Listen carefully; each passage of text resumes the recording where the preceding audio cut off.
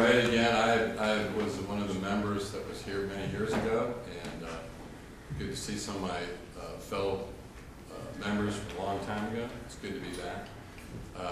I, as you know, represent a large part of this area, including Clear Lake down here in Nassau, and also represented up through Baytown, Tasasita. And it's good to be back again. And thank you for having us and having a debate.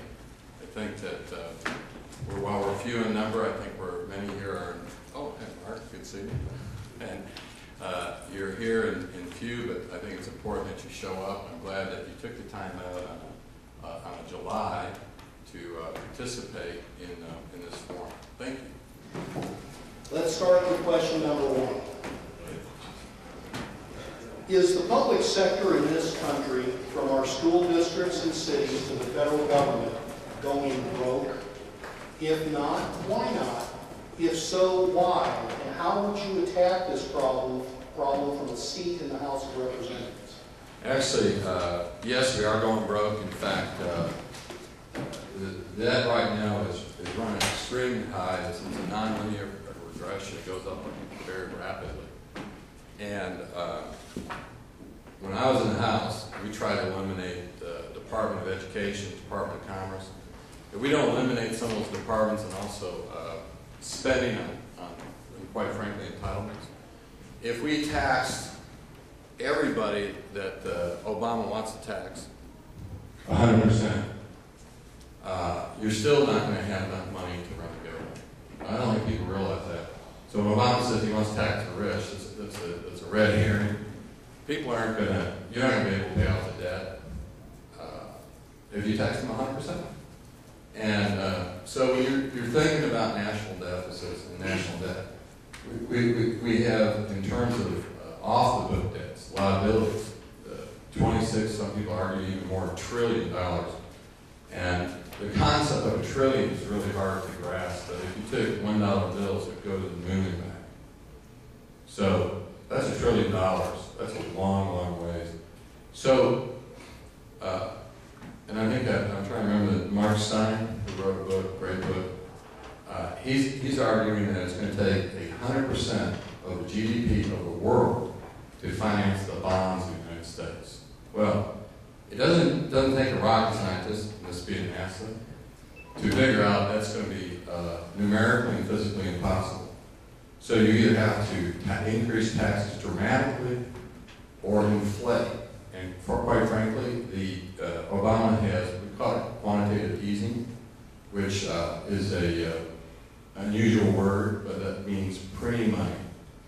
And printing money is destroying your nation. It's destroying your savings. It's a tax, really, a hidden tax on everyone. So when Obama promised you that you're not going to have a tax for the middle class, that is a myth. In actuality, you can look at this in two different ways. You can say Obama's tax is going to destroy this nation through hyperinflation. And if you recall what happened in Germany, was that they printed so much money that they couldn't buy a loaf of bread, and they brought about Adolf Hitler. Well, in this nation, if we go that route, you're going to end up having so much circumstances where they look for a savior. And I would argue there are people out there already look to Obama as their savior. And I think there was one election where we saw after the election ladies, oh, I'm so happy. You know, Obama was going to pay for my house payments. And you've seen that clip on the internet. And it's a myth to everybody that is purported that Obama's going to take care of everybody. And keep calling it Obama money. When the reality is your money. Questions? Are you in favor of tax cuts or tax credits to help stimulate the economy? Well, I think you need both, and I actually introduced a bill. That if you're a homeschooler, you get to take off your income tax to reimburse yourself, so that your money comes back to you. This microphone's weird. Is it? Yeah. No. But no, I think writing's proven that if you cut taxes, you increase revenue. You do that because it stimulates the economy, and it also can reduce government regulations and reduce other ways of interfering in business, and increase economic activity. Yes? Well, everyone talks about cuts, but I mean, let's bring it home. What would you cut in our district? Because every district has federal money. You know, talk about our. Well, I represent this area, and what we did when we said cuts, there were people living in this district that benefit from the Department of Education, and I would cut the Department of Education and get rid of it. So I mean, arguably, I think I've already addressed that, but I also thought the Department of Commerce should go. We have a lot of government up there. There's an old joke, you drive around, in the back of the cab, the guy said, "Oh my goodness, look at all these people that are here. Look at all the people. How many people work here?" And the cab driver goes, "Oh, about half." Do you think inflation is inevitable at this point? And if so, do you think we should start having a conversation with the American people to prepare them for it? Well, the question, if I understand, is it the likely outcome of current inflation? If you keep printing money, yeah, you're going to have inflation. You already have inflation. If you look at the way they're gauging inflation, they keep taking key items off. I think the Obama administration took off energy as a key indicator for inflation. And so if you keep taking off key components, your inflation rates, you can manipulate that. And you always hear Obama come out with the jobs number or whatever, and then you hear him readjust it, later. They'll say, "Oh, unemployment's doing great," and then you hear him later, they say, "Well, it's been readjusted again." But that's always, the press always puts that readjustment in the fine print. But ABC News and local national news makes a big deal about the number, but then the number's always adjusted in a negative direction. Time for question 2. Let's assume that the federal government finally secures the borders and stops illegal entry into this country. Once that happens, we will be left with the consequences of millions of illegal entries and expired visas, including the hard and soft costs to the school districts, local and state governments, and the federal government. We also will continue to need skilled and unskilled labor from foreign countries in many of our domestic industries. What do you see as the priorities to address once the borders are secure, and what policies would you promote and support to address those priorities? Well, I would be surprised if we ever get consensus on sealing the border. If you remember, Reagan introduced a bill that gave amnesty, and that was supposed to be the last time we ever gave amnesty. It only encouraged more people to be here, and we're getting, basically, to be honest with you, Obama just did that again on his own without Congress. He usurped Congress's power and granted all these people right before an election to have citizenship. So, I mean, you're asking kind of a hypothetical. It is a hypothetical question. And quite frankly, I also introduced a bill that's called, when I was in office, about anchor babies. People know what anchor babies is? It's where you come into this country. In fact, CBS 60 Minutes did a great story on where the Chinese are coming here to generate anchor babies. They come here to have their kids. They put 6 or 7 of them in a house, nice suburban house. They have their children, and they get the U.S. Citizenship. In fact, on the border down in Texas, we have some places which have as many as thousands of mailboxes in which they come across the border, pick up their checks, and go back. And yet the town will only have 300 or 400 people. So we have a real problem, and we should actually try to, if they want citizenship, to go back to their country of origin and to apply for citizenship.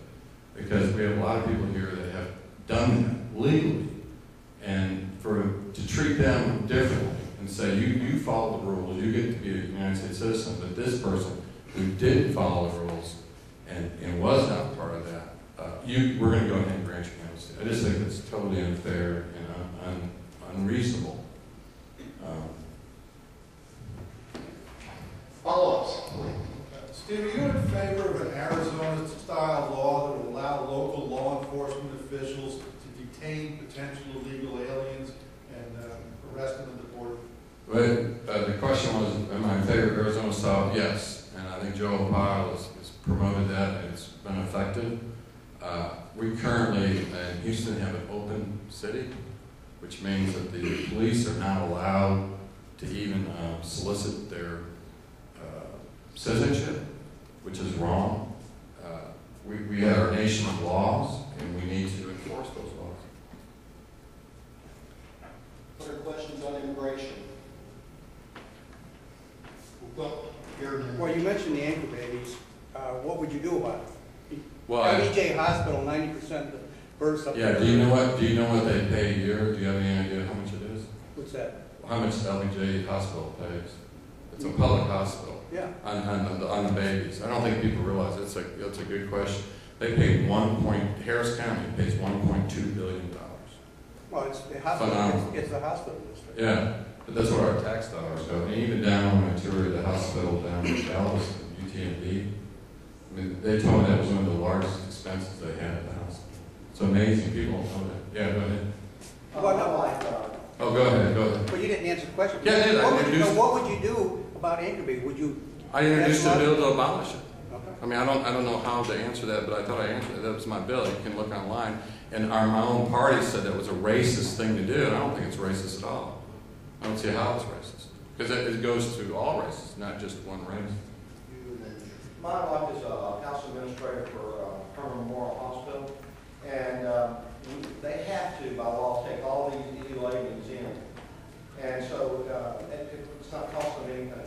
And we're seeing hospitals all over the borders, from Texas all the way to California, go bankrupt. How can we change these laws where, I mean, we want to take care of everybody. We'd love to, but, there's nothing free. Somebody's got to pay for this. So how do we deal with all these? We can't let our hospitals go bankrupt. Do you remember when Obama was giving a speech on the health care and someone yelled out, he said, this is not going to affect you, and someone yelled out, you lied? Yeah. He did lie, because now they're pushing it, and in fact, there was a story on the radio about it. They're actually pushing, and their argument is always, if we had illegal immigrants on our national health care, we'll save money. Now, you always hear increasing the budget saves money. I never understood the rationale behind that. Go ahead. Steve, how would you differentiate, or would you differentiate between the criminal trespassers that enter this country and the victims, such as people that come across the border that when they're 1 or 2 years old? And did you read the Texas platform? Yeah. He's asking about the people that came across the border, and some of them, when you say the victims, you're talking about kids that came here because of their parents. Yeah. Well, as you know, in Texas, and Perry took a big hit on this, is that we fund and allow education to illegal immigrants. And that's the bill that Obama just declared, to be law, and it's been done by executive order. And we need to address that issue in a way that, the parents have to be held accountable. Real quick, we have 20 seconds left. Do you feel the visa program, as it's currently structured, is working, or will it eventually need to be modernized? Are you referring to, like, for the engineers and things like that, for NASA? Yeah. There's arguments that our limits are too low, but you always see Silicon Valley is always pushing for higher numbers. A lot of times I think that they use that to train foreign nationals, and they go back to India, and then they move the whole operation over there. So sometimes it facilitates the destruction of jobs here in this country. All right, go to question 3. Again, let's make an assumption. We will repeal Obamacare. While that step will leave us with the best medical infrastructure in the world, many people believe that the current patchwork of government and private insurance programs, regulations, and middlemen increases systemic costs and creates barriers to access to medical care, which are unsustainable. What, if anything, do you believe should be done at the federal level to address the problems of costs and access once Obamacare is history? I love your optimism. We tried, even before Obamacare, we really have, we actually had a Norwegian student staying with us, and it's amazing to me. We actually have, prior to our home care, we actually have a lot of socialized medicine. And there's restrictions on, you can't buy insurance, health insurance, across state lines. You also can't reform lawsuits on this. And if you're a trial attorney here, I apologize. But that's driving the health care costs up dramatically. And the fact is that if we free up the markets more, free markets work. I mean, let's face it, it does work. And you always hear Obama say, well, we tried the free market. No, we didn't try the free market. I mean, anybody that drives around D.C. and says there's no government there, and there hasn't been government there, has got to, be crazy. So my solution, which we introduced some bills for this, is to allow competition and to restrict frivolous lawsuits. Questions on health care? Okay. What parts of Obamacare would you keep? None of it. None. No, it's a bad bill. What about pre-existing conditions? It's a bad bill. I mean, it's a bad bill. You can't impose on companies. If you had a free market, there's a company that might want to offer that. But you can't impose on companies. If say you're an insurer, and I come to you and I say, I'm going to demand that you do certain things, which, I was really disappointed. The Supreme Court, which, Roberts, basically, from what we understand, flipped. And he wrote, from what I understand, part of both opinions, which is weird. How can you have two opinions on either side of an issue? And then he came down, I think, for political reasons, in favor of the bill. But the fact is that bill, I still believe to this day, is unconstitutional.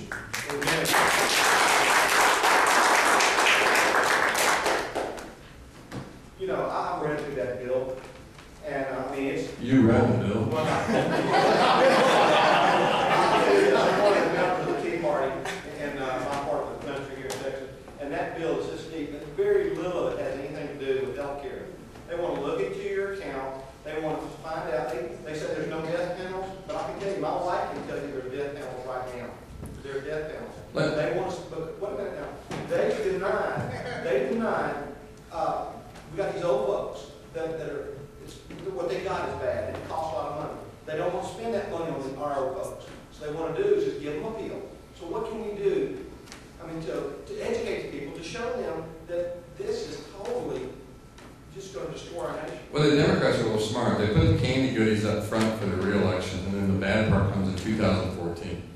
They're hiring 16,000 new IRS agents. And all I know is when I go and talk about removing my gallbladder, the last person I want to see is an IRS agent.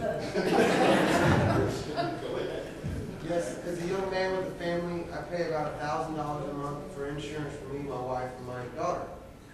Is there anything you can do in the Congress to help me out? I mean, is that something you can do? I'm not, the old adage, I'm from the government, I'm here to help you. That's not good. The fact is that you don't want more government. First of all, anytime you get something from the government, there's going to eventually be strings attached to it. Look at the schools, the universities, they start getting free grants, now they're mandating certain things. The fact is that what we can do as governments get out of the way of free enterprise and allow you to choose across state lines your policies, allow the insurance company not get to sue to drop hat, the doctor gets sued to drop hat, free up the markets and your rates will grow. What about the idea of creating pools for companies to join so that they aren't limited just to a pool for their company? Because that's part of... But that's free markets. Yeah, that's free markets. You can do that. But what I'm saying is that we don't have that. That Obama's restricting on it. For those of us that are old enough, you may remember that there wasn't really medical insurance way back when. It was called major medical. And what it meant was that you spent a certain amount of money and then the insurance kicked in. But people have been retrained to think that medical care is free, and it's not. And if you raised your deductible to half what your premiums are, your premiums would probably go down by 3/4 because you're a young man with a young family, you probably don't spend $6,000. Yeah. kind of the way car insurance works. If you Right. raise your, my brother, by the way, I'm ashamed to admit this, but he's a liberal from Chicago, and actually knows Obama. Probably lose the election now. He keeps telling me, and it drives me absolutely nuts, and all you guys are Republicans, if you ever argue with or discuss or have discussions with your liberal friends, the thing they keep bringing up, they go, why are you opposed to free health care? It's not free. No, and you're like, no, it's not free. And they keep saying, it's the federal government. I go, no, we are the government. But he's a smart guy, but not on that issue. I'm just like, I go nuts. And I know you guys go, yeah, wait. The problem with free health care is it costs too much, but that's not. Yeah. No, what they say about socialism, socialism is great until you run out of other people's money. Exactly. The problem we got into with this thing about employment and people, they get laid off and they're out of luck and all this sort of thing. They can't change jobs because they lose insurance. Started back in World War II, they had price controls. The government said, okay, you companies can compete for employees by adding coverage, insurance coverage. And it won't count against the price control. So they did that. And so they get a deduction, tax deduction when they do it. Companies can. An individual can't get that. So would you be for either allowing an individual to get a deduction for paying for his own health insurance or eliminating it from business, one or the other, to make it equal? Free markets work. So you're saying, should we allow you to be free? Yes. And the fact is that in every category, if you talk to someone in an industry, then you always hear, no matter what walk of life, they'll say, yeah. I have a friend that's a cardiologist, he's a heart surgeon. And I said, why did you quit operating? Lucrative, I don't know, $60,000 or more for a heart transplant. He said he got just tired of the government. The government came in there one time and he has a refrigerator. And they went in there and red tagged his refrigerator to find it because the temperature was off like 1 or 2 degrees. I think OSHA did that. And so you're driving people out of work. You're driving people away from. There's just too much hassle involved. We went over a little bit, so we're going to have only 5 minutes and 30 seconds for the fourth So question. you want me to sing? So we'll go to question number 4. If the labor participation rate is considered, the real national unemployment rate exceeds 11% today. Most people understand that this situation will not improve without generating economic growth.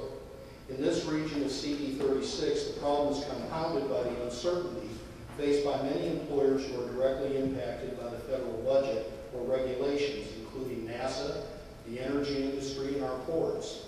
How will you address the problem of economic growth nationally and the problem of economic uncertainty in your district? I don't know if you know it, but the budget, the highest budget, NASA budget was here local, was $17.6 billion. It's at $17.2 billion, and even at that budget, you still see a lot of empty buildings through here. And I have a friend that runs a restaurant. He saw half of his business decline. And you notice Obama, when it comes to Texas, whether it was the thing in Sealy or the shuttle or anything that Obama was involved in with Texas, we're getting punished. And you can look at all the different industries. And it was ironic because Florida he's favoring. Because why is Obama favoring Florida? Because it's a swing state. He's not going to get Texas. So all the things are going to Florida, and then we get a cardboard cutout of a shuttle, and we're like, oh, we're excited. And it's like, it's ridiculous. And the fact is, in this area, we have to promote, and I believe in this, if you took, for instance, they cut the F-22, they cut NASA, they cut other programs. I don't know if you're aware, but that stimulus package, do you know if we could fund the entire NASA program, they said, for 1 day of the stimulus package.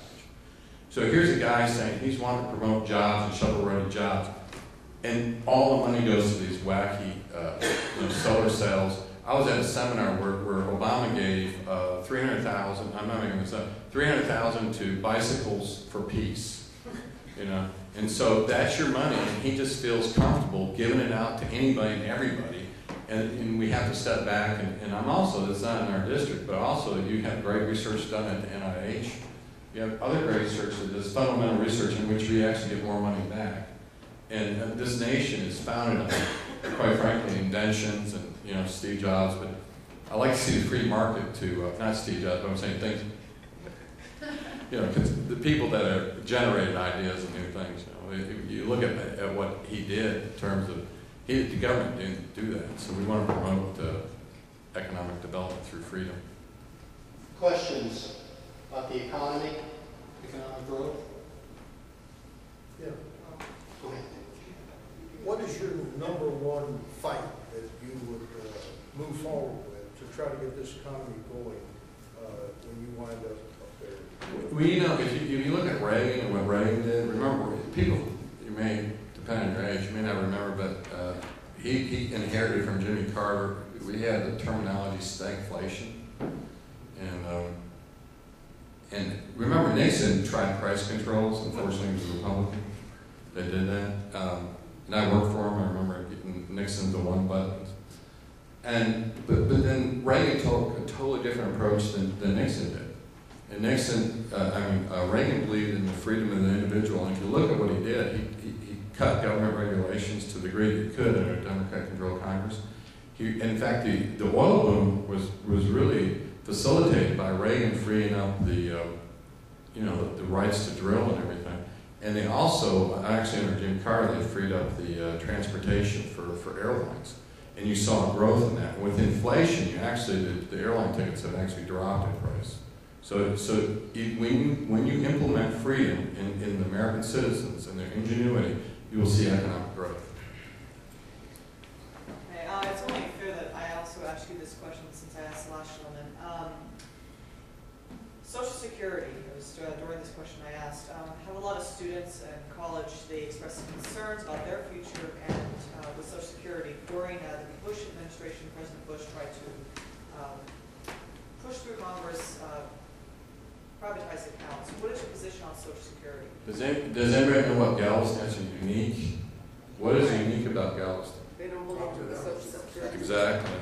Did you guys know that?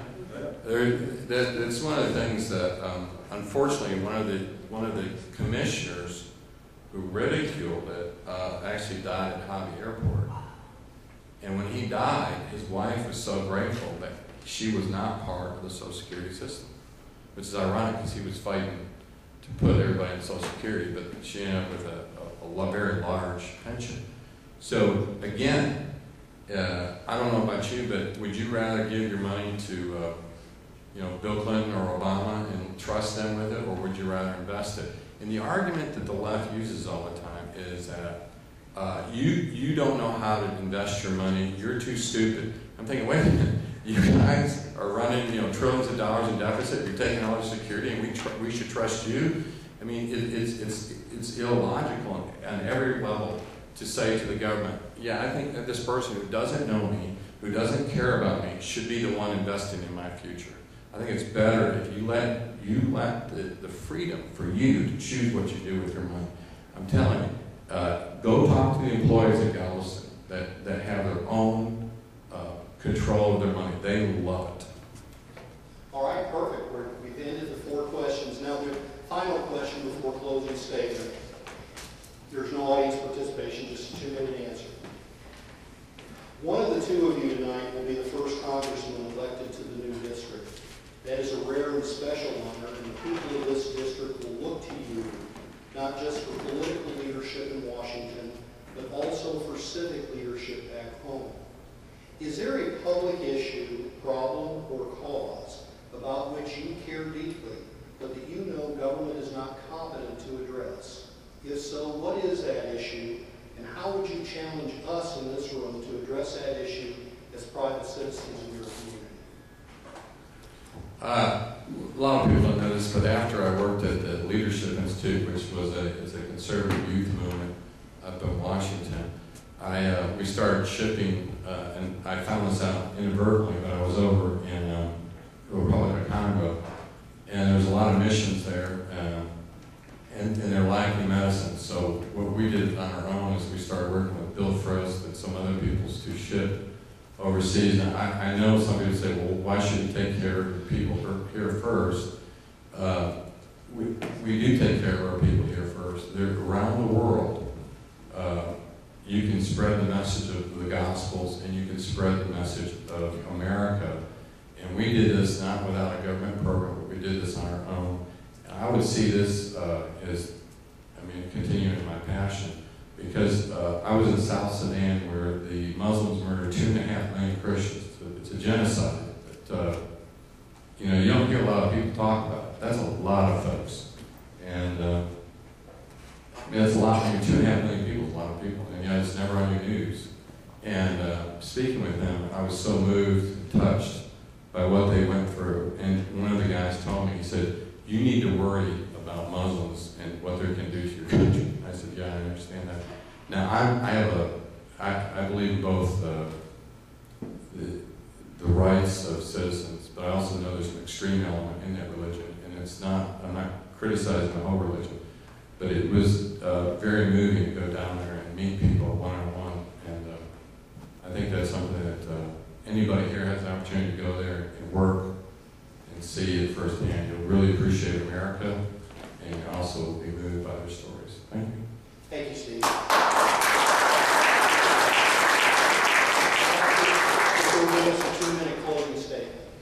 Well, this has been a long, growing campaign, and for you it may not be long, but for us that are in it, it is long. And I'm honored to be here tonight, and that you would consider me as your nominee. Should I win, and I'm blessed with that, I'd be honored to serve you. And you know, many of the same folks that were here in this room, I represented you before, and I'd like to represent you again. I'm a little bit grayer, a little bit rounder, and I really appreciate everything you've done, and to open up your forum for us to speak so you get both sides. I want to thank you for that.